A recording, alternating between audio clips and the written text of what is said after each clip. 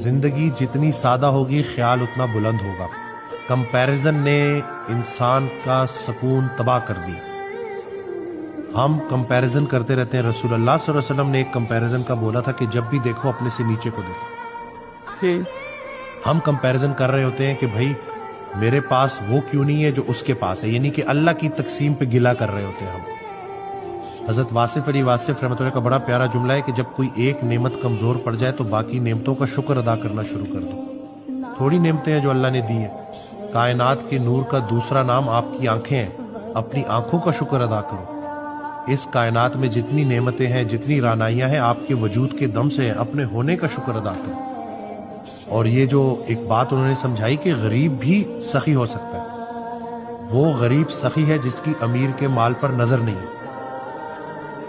ہمارا آج کا جو امیر ہے وہ بزدل ہے، غریب جو ہے وہ بد دل ہے.